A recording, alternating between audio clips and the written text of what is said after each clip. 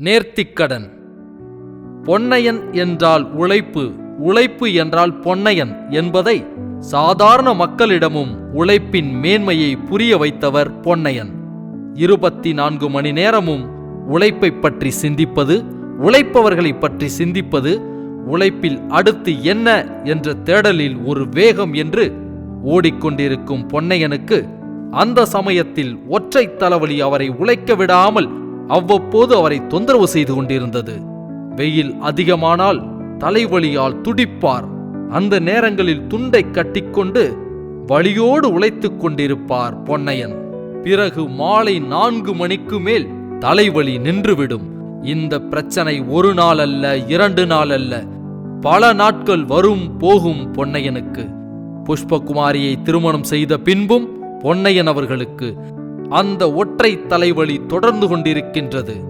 இப்படி இருக்கும் சூழ்நிலையில் தன் மனைவியின் ஊரான வால்ச்சல் கிராமத்திற்கு சென்றிருக்க அங்கும் பொன்னையனுக்கு தலைவலி வருகின்றது. வழக்கம்போல் தலையில் பெரிய துண்டை கட்டிக்கொண்டு வலியால் பொறுக்க முடியாமல் துடிக்கின்றார்.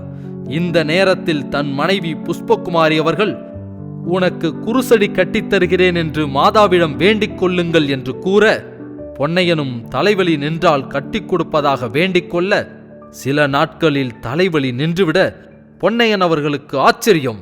தான் நினைத்தது போல் அந்த ஊரில் குருசடி ஒன்றை கட்டுகின்றார்.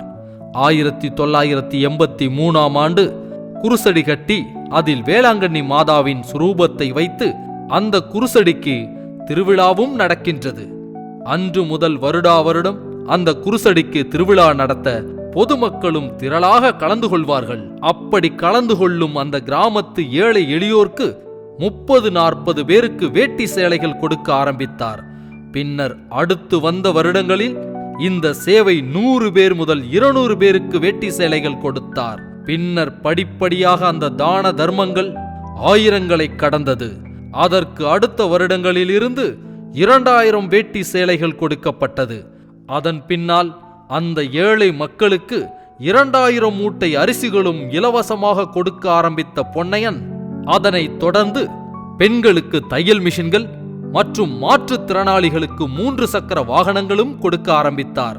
பொன்னையன் அவர்களை தொடர்ந்து அவரின் வாரிசுகள் அந்த சேவையை இன்று வரை செய்து வருகின்றனர்.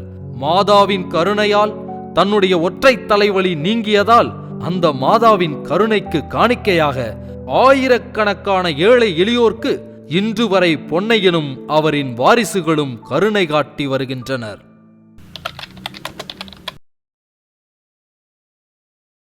Like, subscribe, share.